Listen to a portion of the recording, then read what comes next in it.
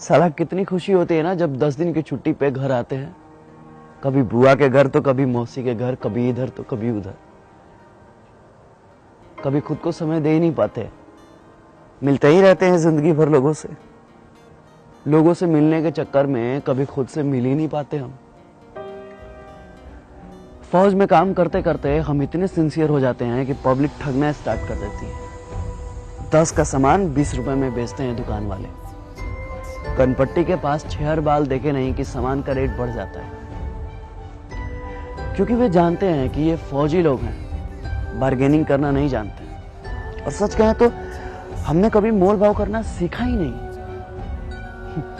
बस हर सिचुएशन में एडजस्ट कर लेते हैं। जो दोस्त हमें दोस्त समझते थे, आजकल वो हमें कैंटीन समझने लगे हैं। लीकर कार्ड और दारू से ज्यादा हमें किसी ने समझा ही नहीं। एक तो कभी किसी का फोन नहीं आता है, और फोन आता भी है तो सिर्फ ग्रोसरी आइटम के लिए। किसी को फेयर लवली चाहिए तो किसी को हॉर्लिक्स, तो किसी को अमेरिकन टूरिस्ट का बैग, और किसी को स्पोर्ट शूज। पहले पूछते थे कब आ रहे हो, होली में आ रहे हो? अच्छा, होली में आ रहे हो तो एक मेरे लिए आरएस लेते आना। वैसे भी बिहार में दारू बंद है और कैंटीन के दारू में बहुत नशा है। 4 दिन तक सोते ही रहते हैं। अभी घर पे 4 दिन ठीक से पहुंचे हुए होता नहीं है कि जनता सवाल पूछना शुरू कर देती है। कब जाना है? कब की ट्रेन है भाई? कब जा रहे हो? इतना सवाल तो साला खुद से हमने कभी पूछा ही नहीं जितना बगल वाले पूछते हैं। एक तो कम उम्र में ही आ जाते हैं डिफेंस लाइन में और कट जाते हैं सोशल लाइफ से। कभी किसी के शादी में नहीं जा पाते, कभी किसी के फंक्शन में नहीं जा पाते। शिकायतें सबको रहती हैं कि हम नहीं आते हैं, पर क्या करें, अपनी जिंदगी को बस एडजस्ट कर लेते हैं।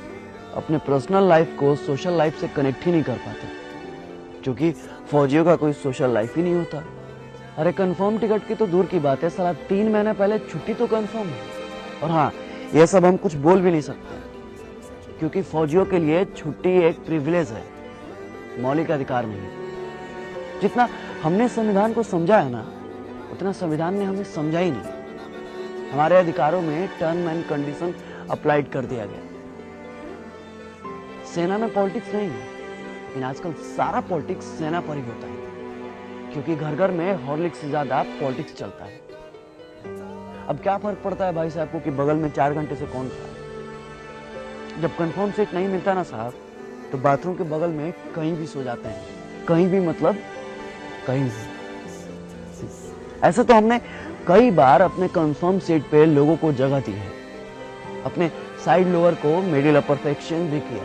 कई बार तो हम खड़े भी हो जाते हैं, मगर दिमाग नहीं लगाते, जज्बात को समझते हैं। आपको क्या पता है कि सुबह 10 बजे जब बिना लंच कराए शाम 4 बजे पुरानी दिल्ली से तिनसुकिया जाने का ऑर्डर आता है, तो ये भी नहीं पता होता है कि ट्रेन है या नहीं है, तो समय है या नहीं। बस हाथ में वारंट का एक हर्रा पन्ना होता है जिसमें फ्रॉम और टू लिखा होता है। ये नहीं लिखा होता है कि किस ट्रेन से जाना है और ये रहा आपका कंफर्म सीट नंबर। बस चल देते हैं जय हिंद बोल के। हम आपसे आपका सीट नहीं मांगते, थोड़ी सी कोऑपरेशन मांगते हैं, थोड़ी सी उम्मीद मांगते हैं, बस थोड़ी सी दिल में जगह मांगते हैं, फौजी समझकर। क्योंकि फौजियों के लिए तो सारा मुल्क अपना है। ये थोड़ी सी सिंपैथी ना किसी एलोपैथी से